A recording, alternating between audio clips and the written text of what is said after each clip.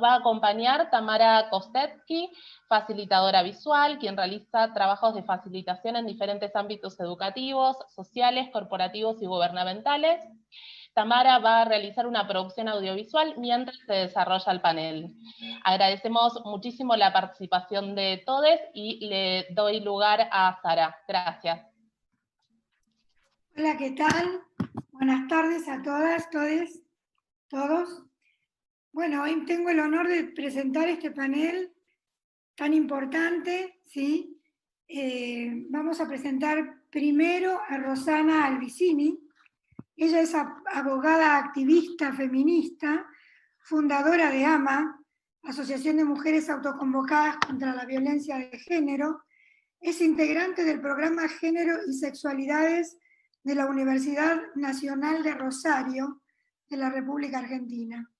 Ella nos va a hablar acerca de los nexos con el inexistente síndrome de alienación parental como herramienta de tortura y tratos crueles.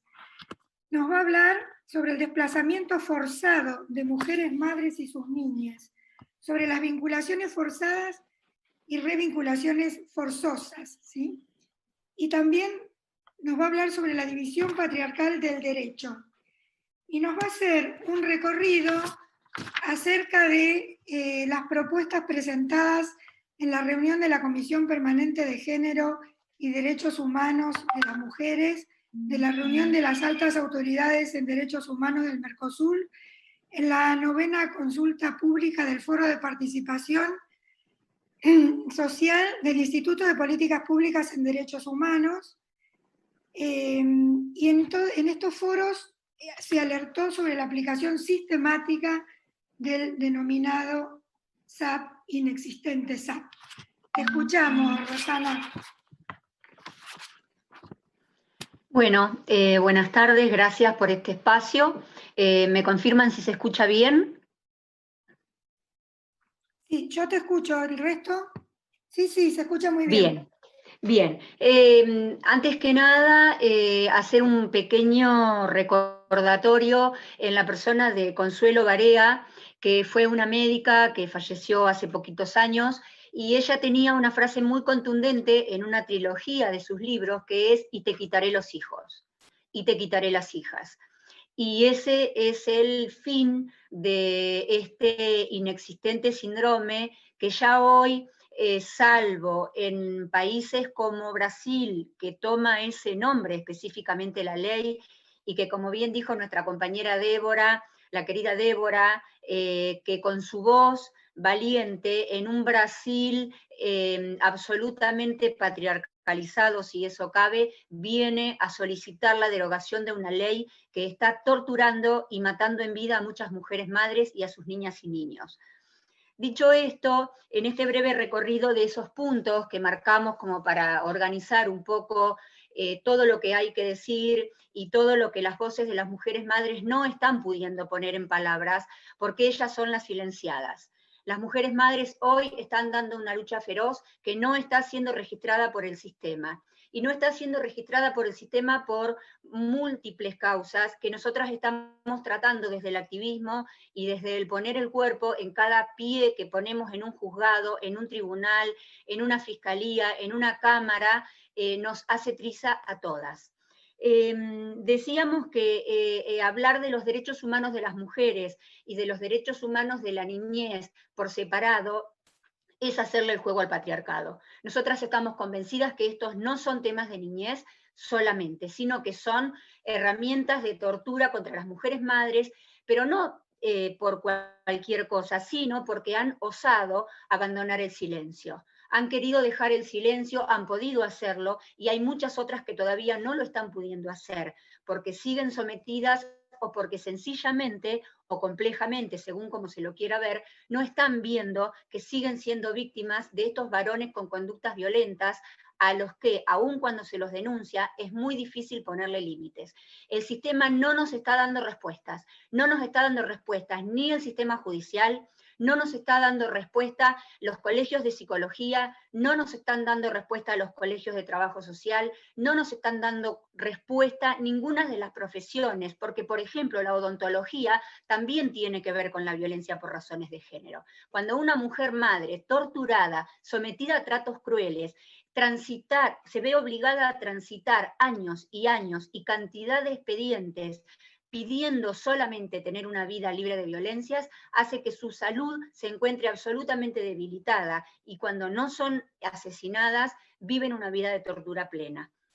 En esta herramienta de tortura y tratos crueles que al sistema tanto le cuesta nombrar, porque no quieren reconocer que hay tratos crueles y tortura contra las madres, contra las mujeres madres que denuncian y contra sus niñas y niños a quienes quieren proteger, encontramos el desplazamiento forzado de mujeres madres.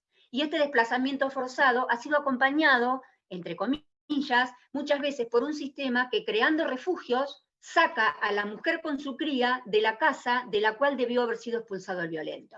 Y esto hace muchísimo que venimos exigiéndolo. Pero no solamente las mujeres madres están siendo desplazadas de un país a otro, como pareciera ser el derecho migratorio que lo registra, sino aún dentro de las mismas localidades. Tenemos infinidad de mujeres madres que deben abandonar sus casas obligadas por las violencias a las que son sometidas, no solamente por el varón denunciado, sino también por la violencia institucional. Un solo error no se les permite a las mujeres madres. Una sola falla en el proceso implica que les arranquen niñas y niños.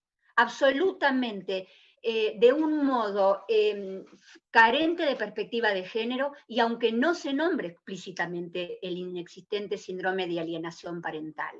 Porque esto también hay que decirlo. Si nos fincamos, como bien lo dijo Virginia, en lo que el innombrable en el año 85 pergeñó y todavía lo seguimos sosteniendo como tal, solamente les estamos haciendo el juego al patriarcado, con el cual se reformula y todos los días dice cosas nuevas. Este desplazamiento forzado es una migración de las mujeres madres. En la misma localidad, entre provincias, tenemos mamás que han debido irse de una provincia y se encuentran con algo que después vamos a retomar, que es la división patriarcal del derecho. Las vinculaciones forzadas. Nosotras no hablamos de revinculación, porque para revincular tiene que haber existido en algún momento un vínculo. Y sin embargo, tenemos infinidad de pericias, infinidad de informes socioambientales de las trabajadoras y los trabajadores sociales en los que insisten que ese niño, esa niña, tiene que ser convencido. Nosotras tenemos niñas, tenemos niños que han vomitado, sangran, lloran, patalean, y todo esto en aras de establecer una revinculación con un vínculo que jamás existió. Entonces hoy estas voces de estas madres no están presentes. Y no nos alcanza solamente con comunicados oficiales repudiando programas televisivos. Necesitamos respuestas concretas. Tenemos denuncias hechas en asesoría pericial de la Suprema Corte hace 1 año y medio. Tenemos denuncias hechas en todos los organismos. Vamos al organismo de niñez en Argentina, CENAF, y nos dicen que es un tema de derecho de mujeres. Vamos a los organismos de mujeres, Consejo Nacional de Mujeres, INAM, Ministerio, las distintas etapas, nos dicen que es un tema de niñez. Y esto es una trampa. Nosotras entendemos como un binomio a las mujeres madres y a sus niñas y niños, víctimas todas de tratos crueles y torturas. Denomínesele por la vía del inexistente síndrome o por otros mecanismos tan perversos o más. ¿Por qué? Porque es más difícil determinarlos. Si alguien nombra hoy, sería hasta tonto hacerlo en un expediente. Entonces, quedarnos solamente en este nombre del inexistente síndrome es estar atrasadas en el tiempo.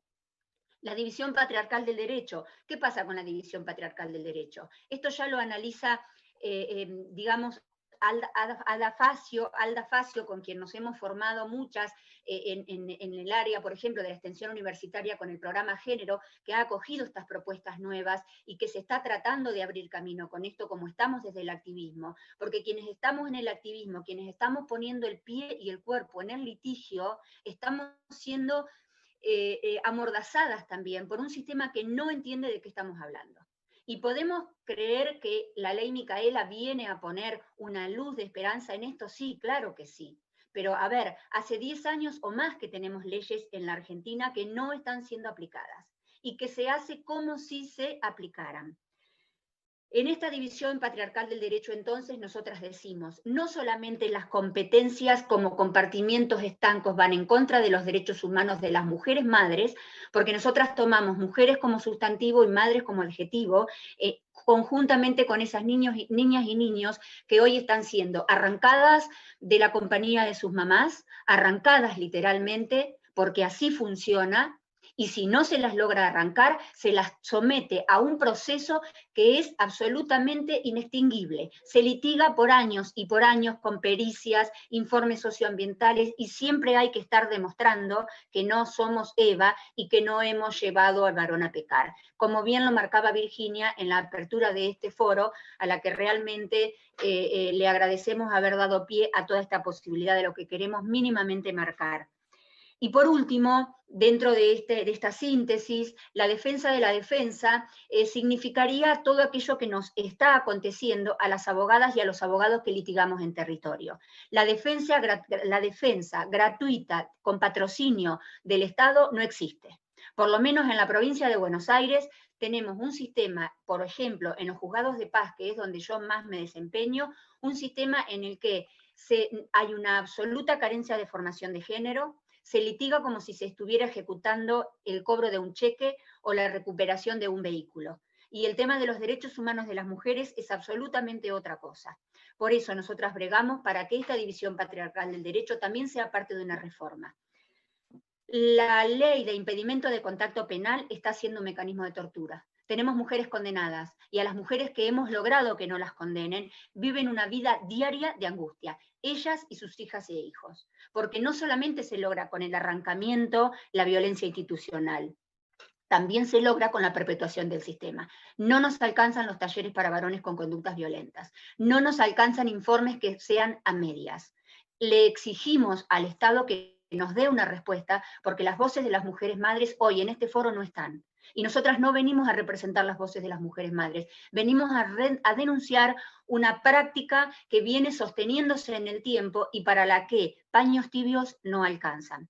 Por último, luego de agradecerles toda esta participación y de poder tener la libertad de hablar como lo estamos haciendo, como estamos intentándolo hacer, este breve recorrido que hoy estoy tratando de resumirles también fue ingresado en la reunión del 27 de mayo de este año y en la reunión del 3 de junio en las consultas públicas del Mercosur y del Instituto de Políticas Públicas de Derechos Humanos. Y les puedo asegurar, compañeras y compañeros, que muchas de las funcionarias y los funcionarios tienen una absoluta ignorancia, que es vergonzante y que no debería ser sino motivo de su renuncia, porque tenemos compañeras y compañeros que están ocupando cargos públicos que tienen una supina ignorancia, y eso es ser cómplice del sistema patriarcal.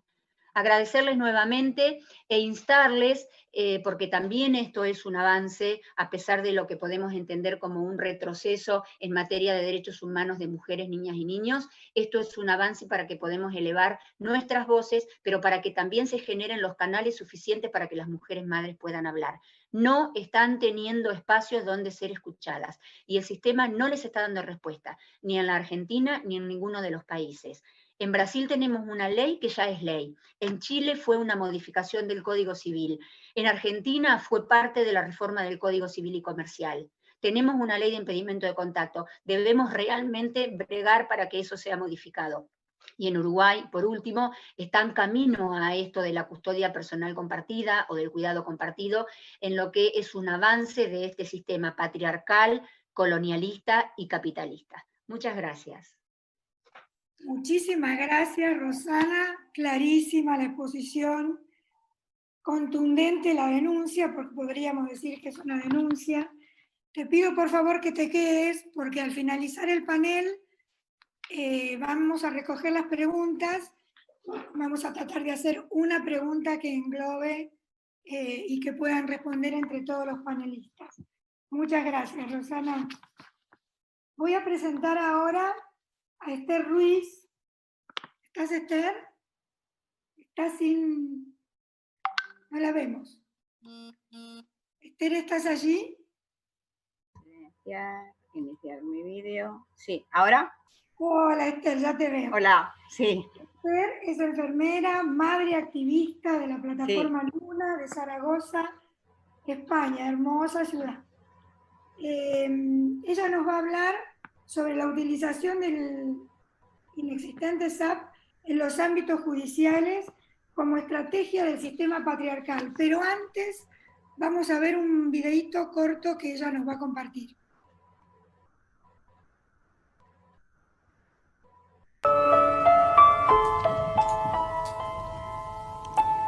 Romper. Romper con el silencio que nos hace cómplices. Les ocurre a otros y no somos nosotros.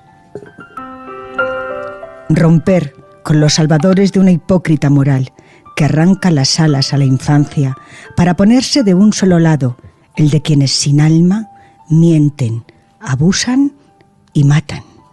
Y lo están pasando. Romper con el esto no pasa.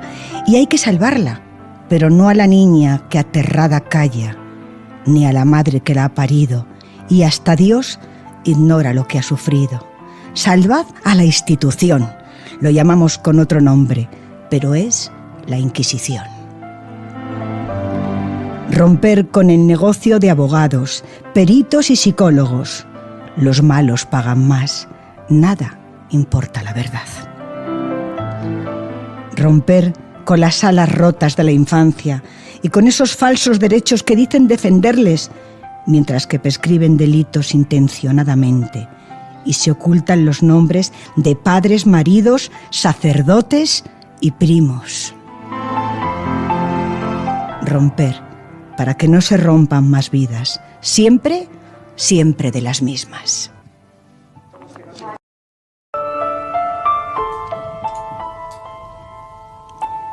Romper.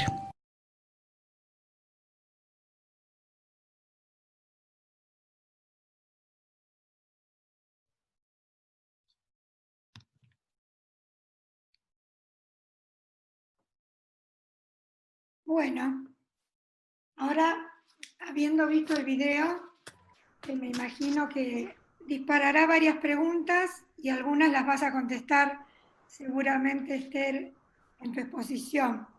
Así que podés comenzar. Bueno, pues primero muchas gracias por invitarme a participar en el foro y saludar a Virginia, que es mi compatriota de país y ha abierto este foro al que también ha sido invitada. Y yo también quería hacer un recuerdo a Consuelo Barea, que también es para mí un referente muy importante en esta lucha. Y yo sí que voy a intentar dar voz a las madres que no están presentes, primero porque he sido una de ellas, aunque ya no lo sea, y yo me tropecé con este artefacto de tortura en el año 2004 y desgraciadamente 16 años después no ha habido ningún avance, casi podría atreverme a decir que retrocesos, y voy un poco a hacer una exposición menos técnica y más cercana a lo que sería lo que una mujer madre sufre o puede padecer cuando es etiquetada de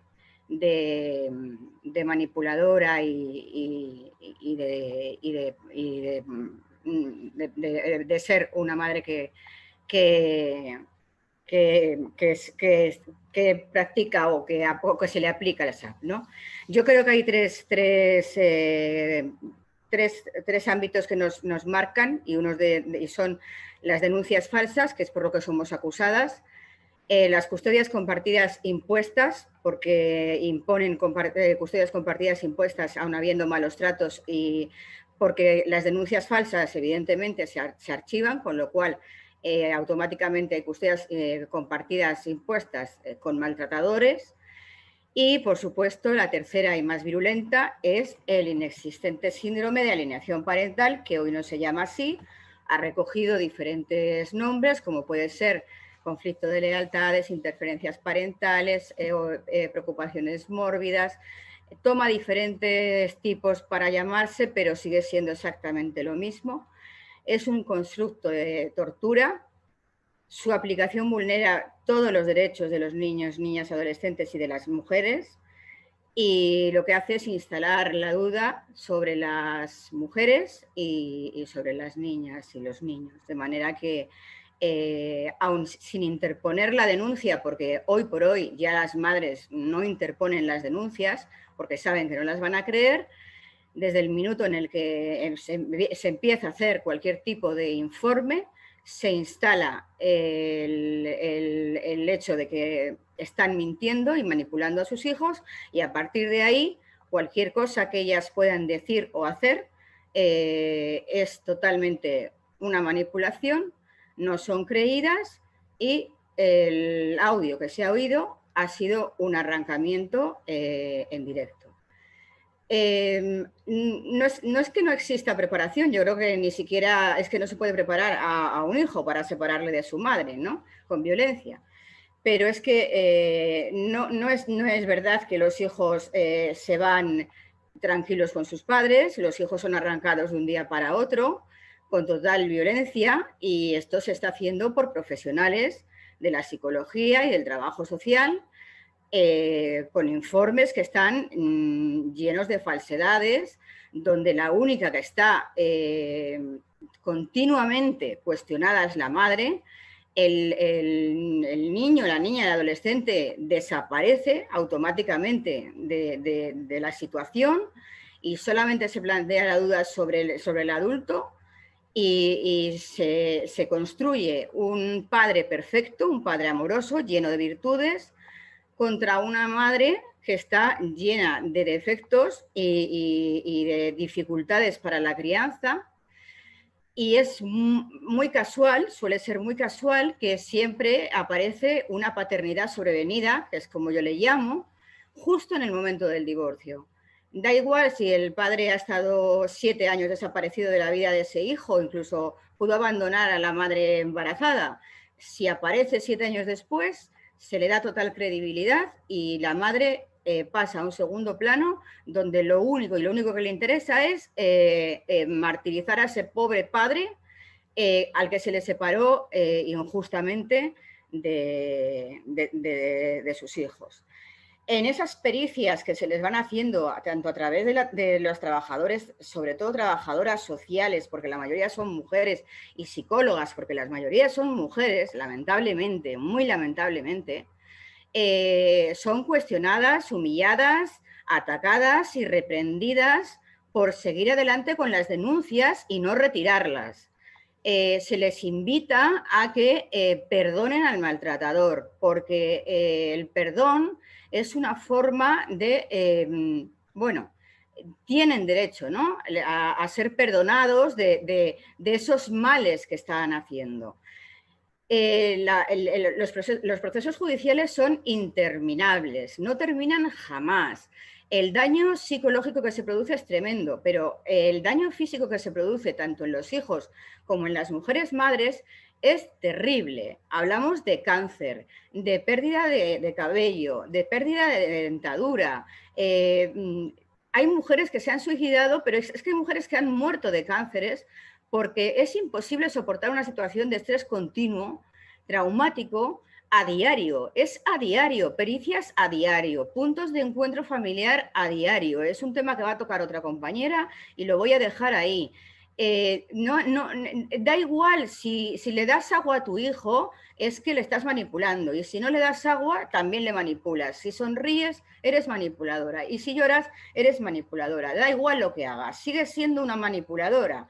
Yo no voy a hablar del innombrable, da igual cómo se llame quien lo creó, porque lo podía haber creado Paquito el chocolatero o cualquier otra persona, si da lo mismo. Ahora no existe, aquel personaje murió y sin embargo esto sigue adelante, porque esto es un negocio que llena muchos bolsillos y tiene que llenarse así. Y además se alimenta de una idea totalmente machista y patriarcal que reside sobre todo en el sistema judicial.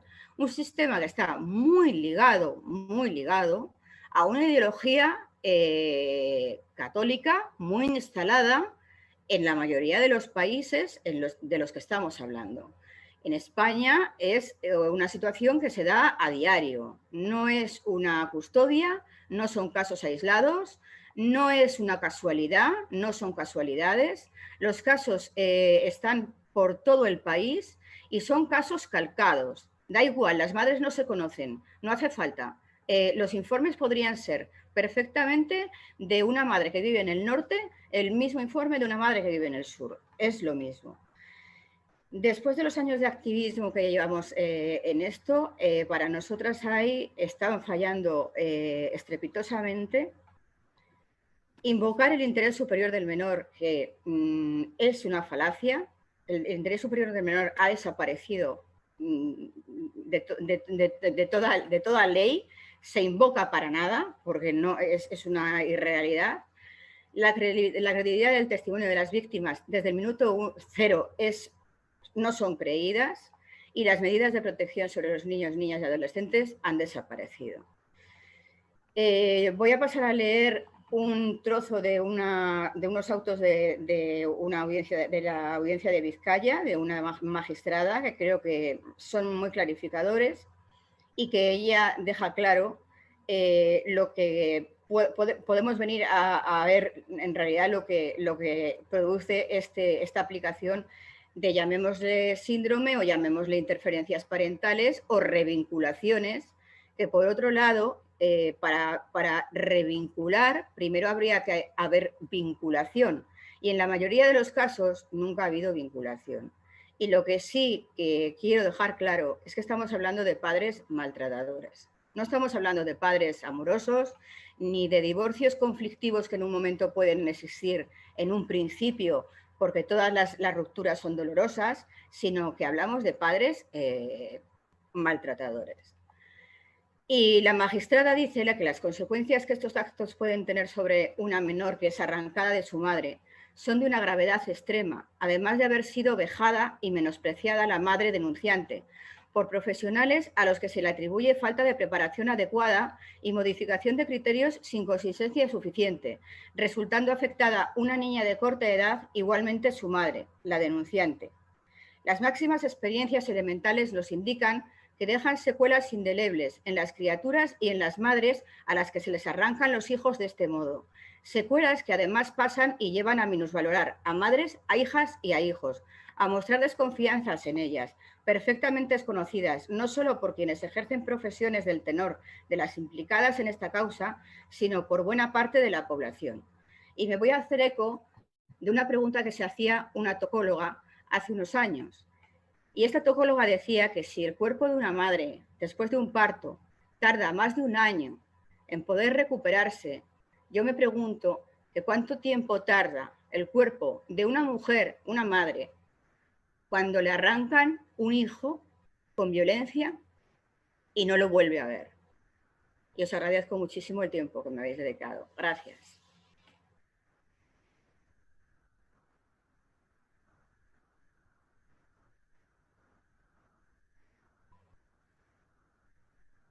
Bueno, mudas nos hemos quedado, pero voy a hacer una aclaración. El video que anuncié no era un video, sino que era un audio, y será enviado a todos los que les interese escuchar, porque se ve algún inconveniente en algunos audios que no pudieron oír, en algunas personas que no lo pudieron oír completamente. Te agradecemos muchísimo, Esther, haber planteado con tanta emoción y tanta claridad tu experiencia, que nos deja, la verdad que nos deja una huella, ¿sí? Y la verdad que esperamos que tus palabras, como así la de todos los que van hablando en este foro, puedan realmente continuar esta tarea que vos anunciaste. Muchísimas gracias. Voy a anunciar ahora a Silvina Rivilli. Ella es médica psicoanalista, perito forense de la República Argentina en la provincia de Córdoba. Silvina nos va a hablar acerca del padecimiento subjetivo y el poder judicial, las lógicas de sometimiento y disputa de poder sobre cuerpos arrasados. Te escuchamos, Silvina. Bueno, yo en primer lugar agradezco a todas, a todes, la posibilidad de poder hablar Quiero aclarar que no pertenezco, por suerte, al Poder Judicial. Sí participo en las pericias, pero no soy parte del Poder Judicial. Quiero empezar pidiendo perdón a las víctimas, a las mujeres, madres, a las niñas, a los niños, a los adolescentes, porque de lo que a mí me toca ocuparme es del padecimiento, ¿no? En esta mesa tenemos que hablar de sujetos y sujetas damnificadas. Y el padecimiento no solo se produce en la situación traumática, sino que además, cuando esa situación traumática de violencia, de abuso, de distintas violencias, llega al llamado poder judicial, que de justicia no tiene nada, que es solo poder, se transforma en una tortura. ¿Por qué? Porque cuando una mujer habla, se parte de algo que debiera ser aberrante y que no es posible que pensemos que eso debiera cambiar en términos de utopía. Se parte de la credibilidad de lo que la mujer dice, o de la credibilidad de lo que el niño o la niña dice. ¿Y por qué hablar de creer? ¿Por qué nosotros tenemos que pensar en la credibilidad? La creencia es un acto de fe, y eso es estrictamente religioso. Cuando nosotros hablamos de un trauma, hablamos de una estructura que se repite, que produce un arrasamiento subjetivo, un arrasamiento en los cuerpos, haya o no violencia física, haya o no abuso físico, y el Poder Judicial no permite que se pueda tramitar ese trauma. Por eso se constituye en tortura. ¿Por qué habría que creerle a alguien si en realidad se trata de poder tomar un testimonio para lo cual debemos estar todos y todas formados? No solo lo que viene del campo de la salud mental o del campo del trabajo social, sino los mismos funcionarios judiciales. Porque si no, es a ojo de buen cubero si yo le tengo fe o no le tengo fe a lo que la otra o el otro o el niño o la niña me dicen. ¿Y desde qué lugar de poder? ¿Desde qué lugar de superioridad? ¿Desde qué lugar normalizador me planto para decir si la mesa que tiene la casa alcanza para que puedan hacer las tareas, si el baño está instalado o no, si los metros cuadrados corresponden o no, si la madre influenció o no? Porque además necesitaríamos ni siquiera primeros actores para que un niño o una niña pueda reproducir en conducta sexualizada con su cuerpo lo que ha vivido. O sea que descartamos el síndrome de alienación parental, lo descartamos absolutamente, lo descartó siempre la ciencia por inexistente, porque es imposible. Es imposible. Pero realmente yo escucho todos estos discursos, todos estos saberes, y no más que indignarme por tanta ineficacia. Porque nosotros no nos podemos plantear esto como una utopía. Esto es una urgencia. Porque en el medio hay vidas de mujeres, de niñas, de niños que crecen arrasados. ¿Por qué? Por inoperancia. ¿Por qué? Porque no nos formamos. ¿Por qué? Porque no enfrentamos. Porque no disputamos poder. Porque si se trata de una disputa de poder, de la adquisición de derechos, nadie va a venir a regalarnos un derecho. Y díganme ustedes, ¿qué sabe un abogado que está haciendo de fiscal para decir que un hecho no existió cuando no lo puede comprobar? ¿Por qué? Porque no cree. Es el colmo de la tortura. Y es el colmo de la tortura en un plan sistemático en plenas democracias. Entonces hay mucho para preguntarnos, hay mucho para pensar, porque a mí, como tantos otros, nos toca tomar y acompañar ese padecimiento subjetivo. ¿Y de qué nos sirve tanta ilustración? ¿De qué nos sirve tanta ilustración? Yo he visto en esta semana una pericia en donde uno de los puntos periciales sobre un niño víctima de abuso es si el niño es sincero. La fiscal pregunta por la sinceridad. ¿Pero a qué corresponde la palabra sinceridad? Trabajo, mucho trabajo. Tengo mucho trabajo clínico con madres, con padres que detectan en sus hijos discursos de abuso en las instituciones. A ver, ¿qué se haría? ¿Una asociación ilícita para perjudicar a una institución o a una docente? Nosotros podemos ser tan tan pacatos, tan doble discurso, tan doble moral para negar que existen las redes de pedofilia? ¿De dónde se sacan los insumos para las redes de pedofilia?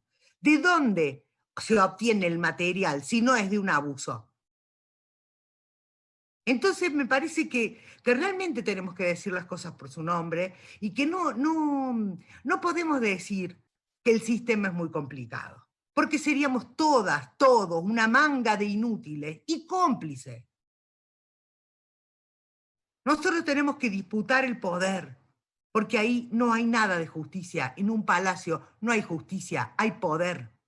Y el daño se acrecenta, se aumenta, y este arrasamiento de los cuerpos hace que ese daño llegue a ser irreparable. Irreparable porque si el trauma no se puede tramitar, vuelve como alucinación, vuelve como delirio, vuelve como consumo, vuelve como suicidio. Entonces, estamos hablando de cosas básicas. No podemos edulcorarlo, no podemos minimizarlo. Me parece que Esther, Rosana, ellas pueden hablar de eso. Yo digo que realmente esto es urgente y que no podemos tomarlo en términos de utopía, porque estaríamos todos siendo muy, muy mediocres, pero muy, muy mediocres, y me incluyo. Porque en el acompañamiento de las víctimas tenemos que poner el cuerpo todo el tiempo, porque este sistema judicial armado con división en los tres fueros, familia, violencia y penal, hace que todo el tiempo estemos intentando proteger a las víctimas. ¿Por qué? ¿Por qué? Porque plantean que si hay que hacer una terapia de revinculación con acompañantes terapéuticos o puntos de encuentro o trabajadores sociales, que se confirma, se aumenta el sometimiento. Terapia de revinculación. Acompañantes terapéuticos que no articulan con los equipos tratantes. La sospecha que cae sobre las víctimas cae sobre los equipos tratantes. Entonces acá no es cuestión de creer o no creer, y tenemos que apelar a la palabra yo sí te creo, porque no nos quedan muchas otras posibilidades, cuando en realidad cada uno debería preguntarse por su disciplina, por su saber hacer y por su deber hacer. ¿Por qué? Si nosotros nos ponemos a pensar en los puntos periciales, las que contestan los psicólogos, los trabajadores sociales y los profesionales que intervienen, responden a todo este constructo ideológico que ya está planteado en los puntos periciales. En los puntos periciales se pregunta si hay fabulación o confabulación, si es sugestionable, si puede situar el lugar del hecho, si tiene capacidad de fantasear o mentir, si puede... Entonces ya está. O sea, esto ya está jugado de antemano. ¿Y qué? Los funcionarios judiciales, los fiscales que investigan abusos, los funcionarios que investigan violencia, se la llevan de arriba, porque nosotros cuando vamos a cuestionar la pericia llegamos tarde. Y como esto no es científico, y lo de que hay es pseudociencia, Elizabeth Loftus, 19 criterios de aplicación para la credibilidad del testimonio de un niño, de una niña, 19 criterios. Memorias co-construidas, memorias implantadas, todo eso que tiene que ver con ser funcional a un negocio millonario que termina siendo la red de pedofilia, nosotros que le estamos diciendo, yo sí te creo, al final de un proceso, yo sí te creo. Y mientras tanto, ¿las vidas qué? Y mientras tanto, ¿el daño qué?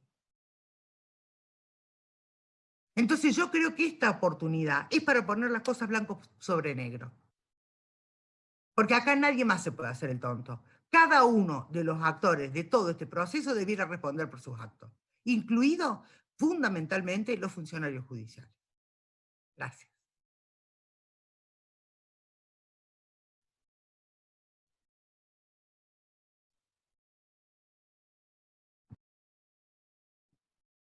Muchísimas gracias, Silvina. Muchas gracias por tu pasión, por tu explicitación del proceso judicial, que muchos de acá lo sabemos, lo conocemos, y algunos han participado de esa maraña, como vos muy bien decís. Tenemos que dejar de hacernos los tontos. Muchas gracias, te pido que no te retires, por favor, así podemos responder las preguntas al final. Voy a pasar a presentar a Enrique Stola. Enrique también es médico psiquiatra, especialista en psicología clínica, magíster en psiconeuroendocrinología, experto en violencia de género y abuso sexual contra las infancias de la República Argentina. Él nos va a hablar acerca del falso SAP como una de las respuestas que forman parte del backlash machista.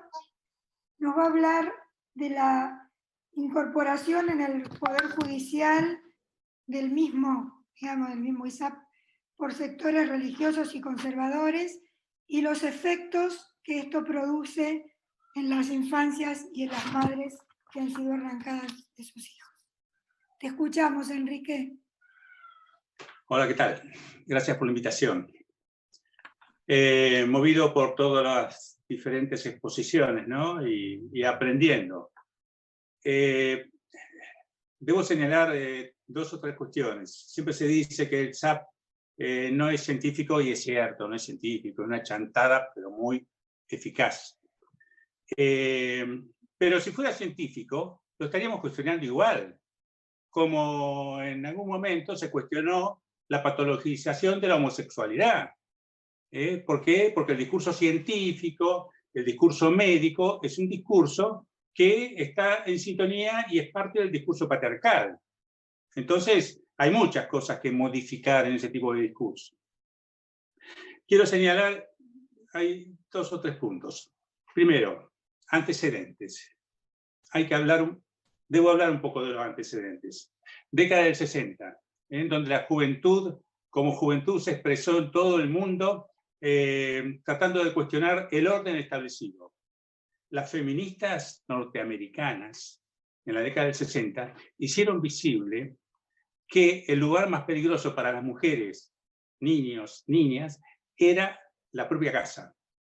Esas feministas hicieron visible que los hombres violaban allí a sus esposas, que los hombres, esos hombres cristianos, este modo de ser americano, ¿no? tan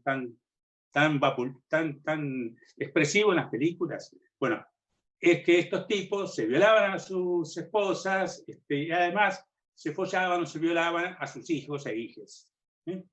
Entonces, ellas hicieron visible eso, pero además otros cuerpos, otras personas, hicieron visible muchas cosas que cuestionaron absolutamente todo lo que era el modelo de familia necesario para el desarrollo capitalista.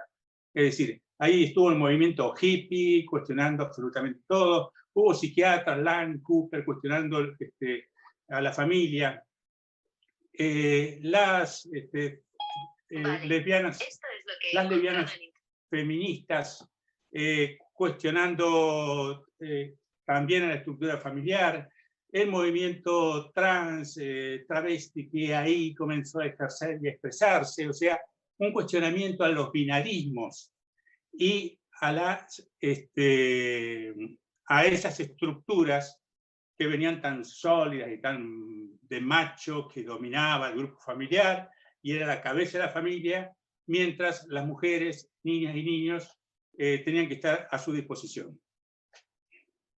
Esto llevó a que años después se estructurara una respuesta patriarcal, en donde el SAP es uno de los instrumentos disciplinadores, pero que fueron instrumentos disciplinadores que en todo lo que es Occidente y su área de influencia y de dominio han sido y vienen siendo muy eficaces, tratando de disciplinar a las mujeres madres, porque esto tiene que ver también con el modelo de familia y con el reconocimiento al rol del macho dentro de esa familia. Y en esto se embarcaron totalmente las instituciones cristianas, las católicas, protestantes, todas las variantes del cristianismo están ahí con mis hijos, no te metas, déjanos que los cojan, que los abusen, nosotros los protegemos a los abusadores.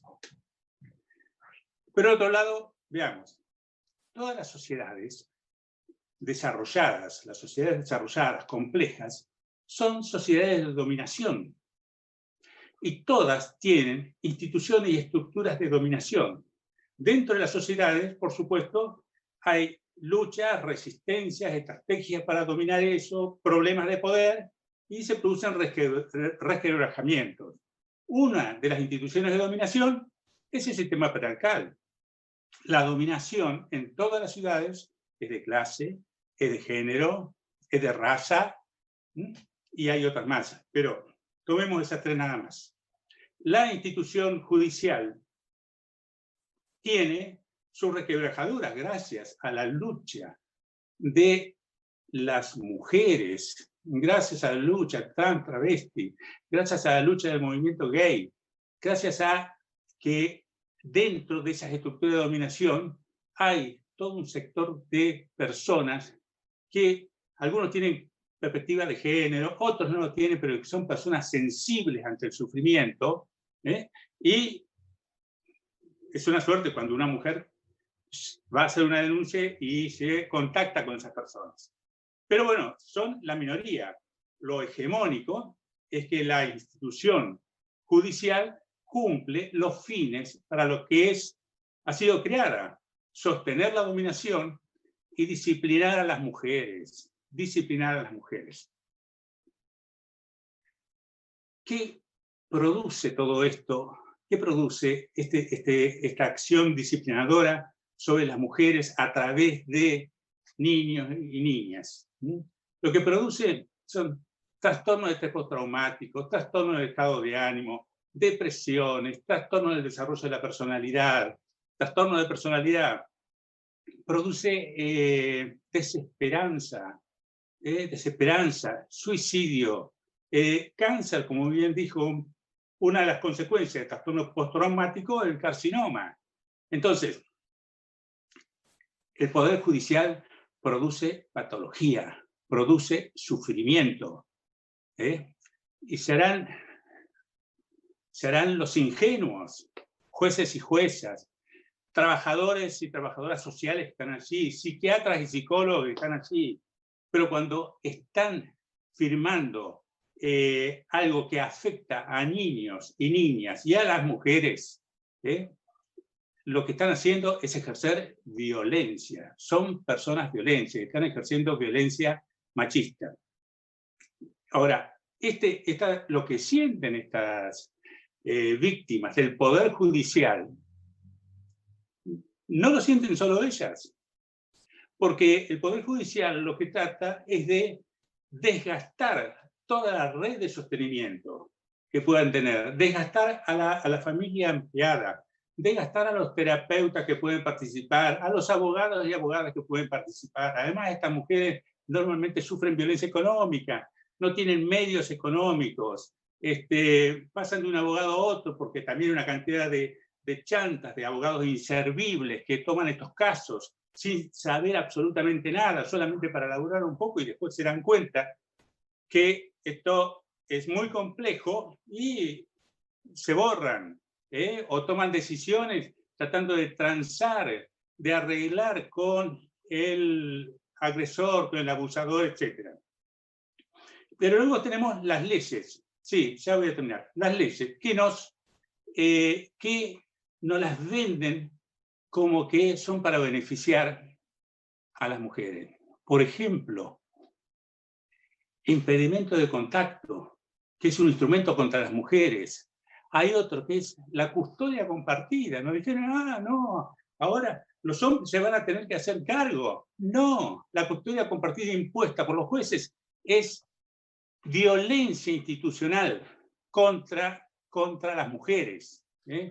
Y luego lo que se están haciendo puntos de encuentro, que España tiene sobrados antecedentes en donde se maltrata y se tortura a los niños. Por último, yo creo que la ministra del Ministerio de las Mujeres,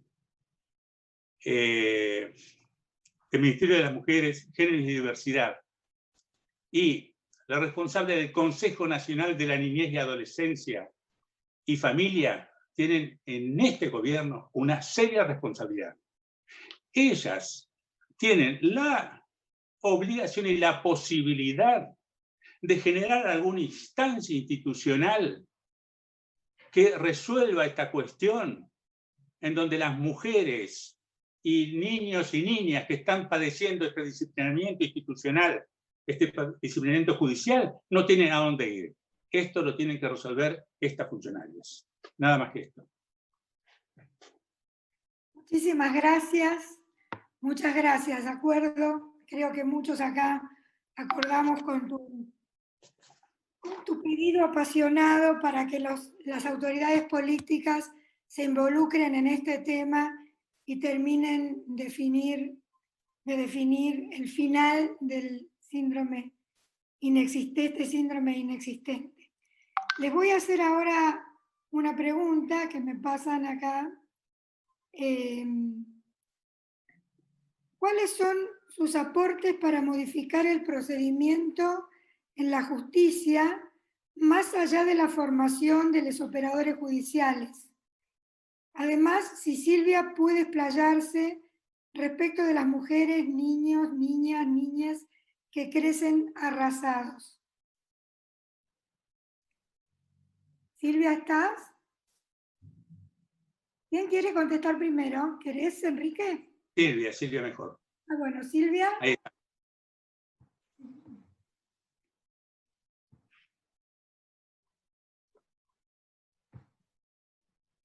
Sí, acá estoy. Silvina. ¿Se escucha? No, la pregunta era para Silvia. Silvina, sí, Silvina, perdón.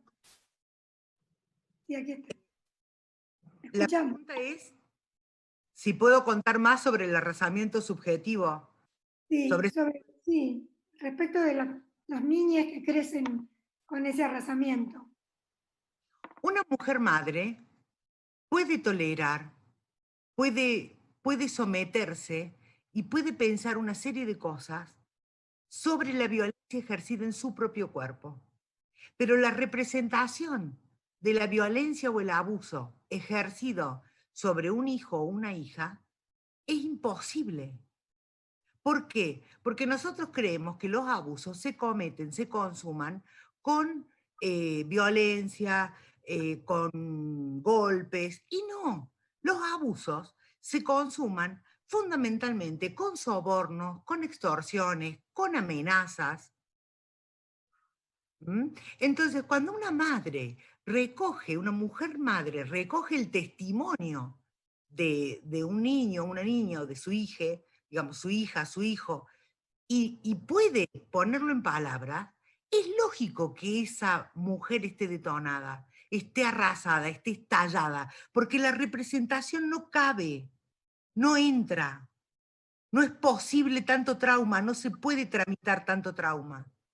Cuando recurren a nosotros, digamos, terapeutas, nosotros intentamos armar algo con esa ruptura total del lazo social.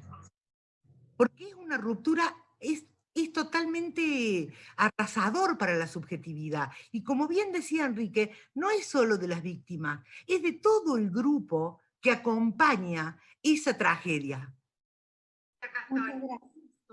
Siempre se plantea en términos de urgencia. Entonces nosotros, más allá de los horarios en el consultorio, tenemos el teléfono todo el tiempo abierto, todo el tiempo nos preguntan, todo el tiempo interpelamos, todo el tiempo disputamos en la justicia. Disputamos, ¿por qué? Porque sabemos de la urgencia de intervenir para reparar en algo ese daño ya producido.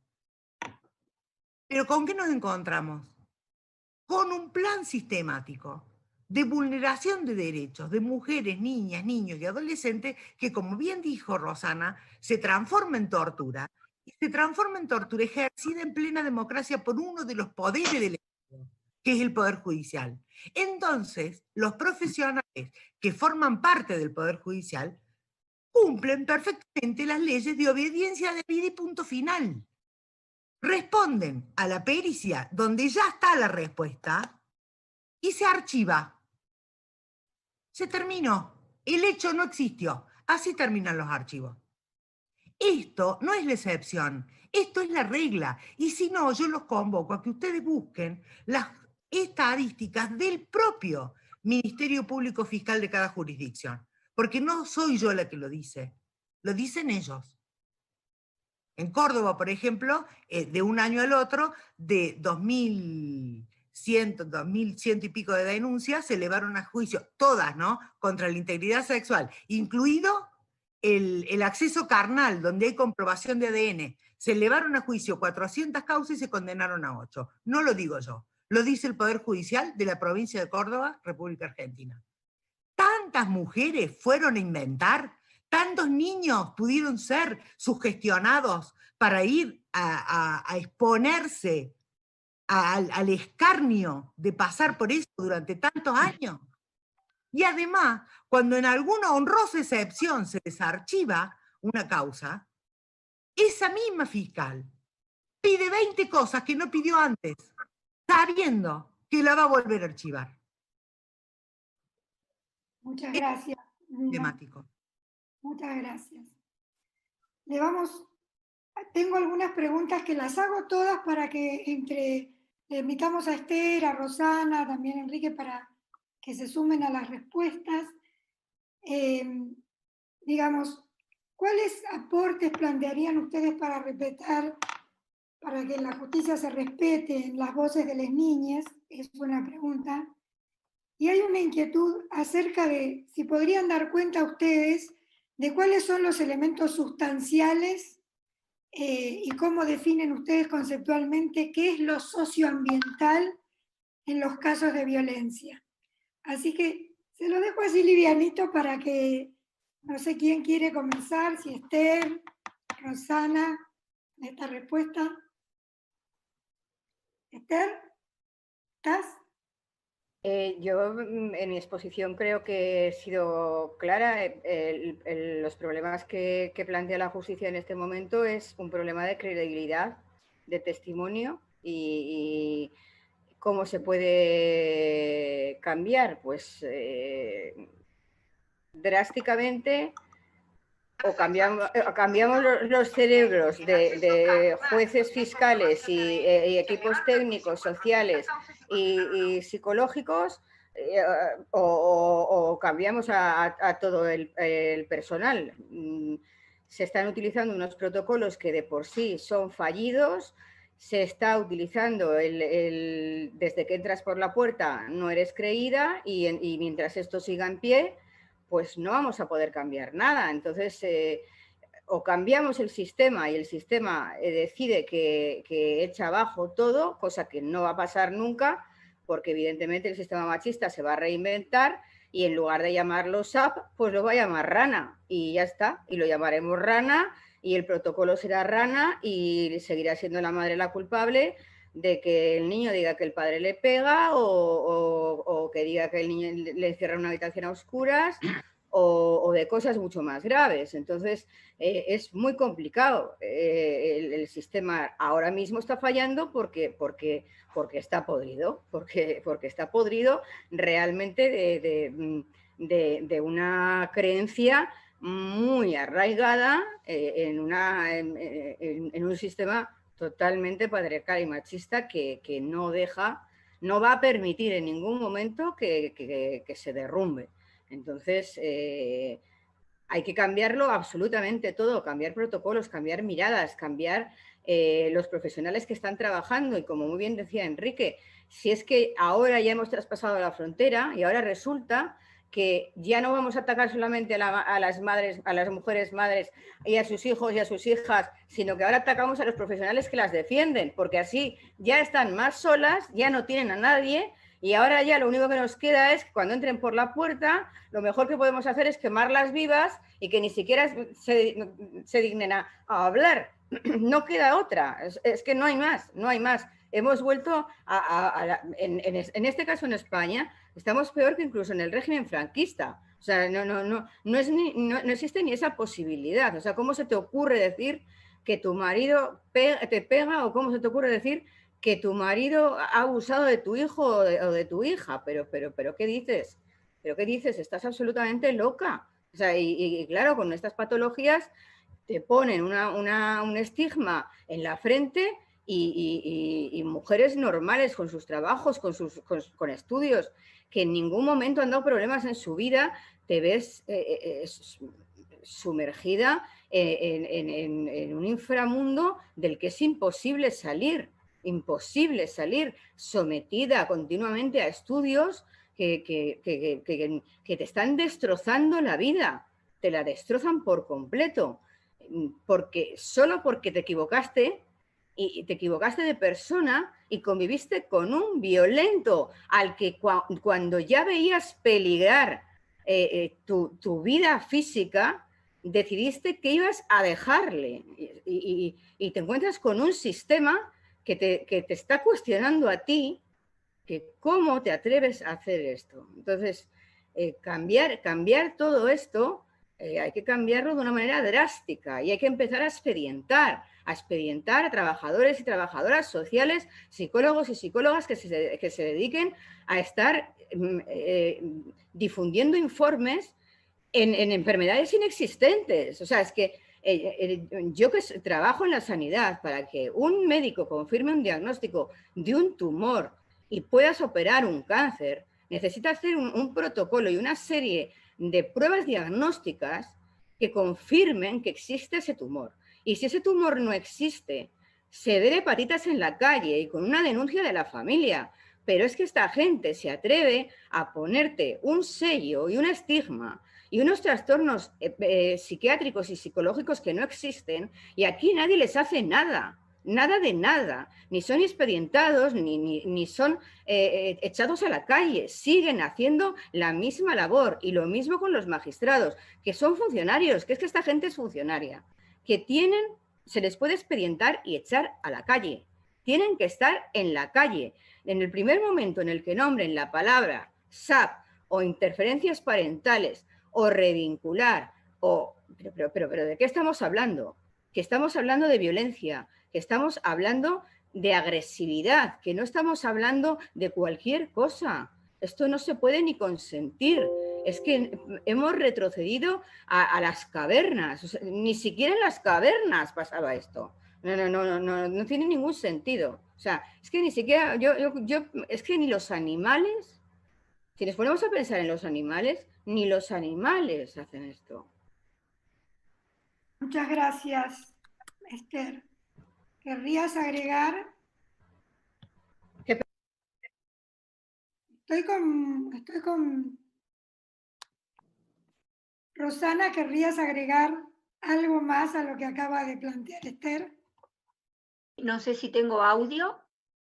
Sí, sí, agregar esto tratando de ser lo más breve y concisa posible, y en este retroceso yo coincido con Esther, siempre en el contexto de que para una tener la sensación de que retrocedió, en algún momento debimos haber avanzado. Esto es indiscutible, pero no nos podemos quedar solamente con un discurso bello de que Argentina tiene un plexo normativo de avanzada en materia de derechos humanos de niñas, niños y adolescentes y de mujeres, porque eso solo hoy no nos alcanza. Nosotras estuvimos en Chapadmalal previo a la pandemia, que se nos pidió a las mujeres activistas feministas para que tratáramos de llevar algunas propuestas. Hay un reclamo que no debe ser bajo ningún concepto soslayado ni demorado, y adhiero totalmente a lo que dijo Enrique, Silvina y Esther en este foro, por el cual nuestra ministra de las Mujeres tiene que abrir ya, ayer, un canal directo de comunicación para que las mujeres madres nacionales, residentes, extranjeras que están solicitando refugio humanitario en la Argentina porque vienen huyendo de otros países en los que estaban en tránsito y de los que el derecho migratorio no se está haciendo cargo, necesitamos un canal directo. Nosotras no nos podemos hacer cargo porque no tenemos cuerpo suficiente para recibir 300, 500, 1000 correos electrónicos, que son los que dan cuenta día a día de todo lo que está aconteciendo. Lo que está aconteciendo en medio de la democracia, como bien lo dijo Silvina, es lo que pasó en su momento y que tanto le costó a las mujeres violentadas y abusadas en la época del proceso militar, cívico, militar, empresarial, en el cual para poder llegar a determinar que la violación era una parte de la tortura en general y poder evidenciar eso, le llevó décadas para poder ser visibilizado. Hoy está aconteciendo en democracia. A las mujeres hoy no las desaparecen como en la época de los Videla. A las mujeres hoy las desaparecen con el discurso en los juzgados, y desaparecen a sus niñas y niños, y los desaparecen silenciándoles la voz, porque si no las matan y si no les arrancan niñas y niñas, las condenan a una vida plena de violencias. Tenemos en el día a día niños, niñas que vomitan, están con problemas de insomnio, medicalizados, porque también es un gran negocio de la neuropsiquiatría, la medicalización de niñas y niños, la determinación de determinadas situaciones en los medios, en las escuelas. Realmente estamos en una situación desesperante.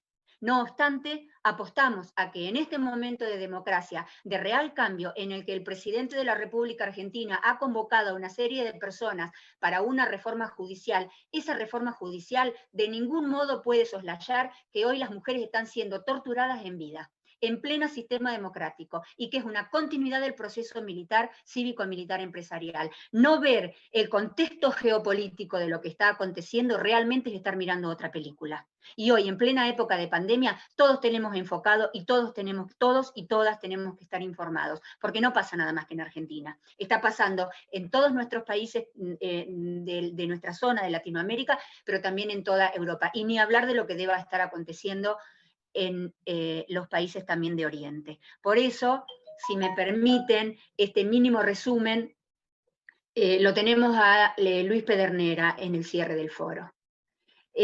Muchas mujeres madres con un esfuerzo, y me consta, inmenso, lograron contactarse con él en Uruguay. Ojalá esta sea la segunda etapa de ese durísimo camino. Gracias.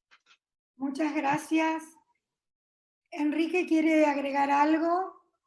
Ahí te veo. Enrique. Sí, solamente que quienes fundamentalmente utilizan esta estrategia de disciplinamiento de la mujer en el Poder Judicial tienen fuertes relaciones con todos aquellos grupos e instituciones que se oponen a la educación sexual integral. Nada más. Bueno, les voy a agradecer muchísimo a todos y todas las ponentes, y les quiero contar que Tamara Costecchi ha hecho un registro gráfico muy interesante de todo este panel que vamos a poner ahora para que todos vean. Y bueno, les mando un aplauso y un abrazo enorme desde acá a Rosana, Silvina, Enrique, Esther, ¿sí? Quienes han hoy puesto todo su saber y militancia y pasión para que todos aprendamos un poco más sobre la temática y nos comprometamos, ¿no?, a seguir adelante. Así que muchísimas gracias, impresionante panel, muy orgullosa de haber estado aquí con ustedes.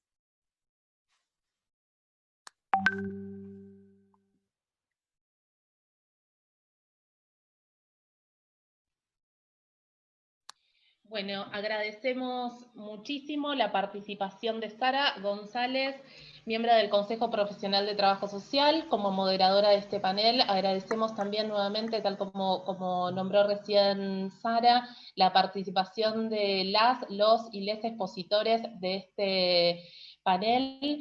También agradecemos el aporte de Tamara Kostecki, una facilitadora visual que hizo un registro visual durante la realización del panel. Seguramente después lo vamos a socializar para compartir este.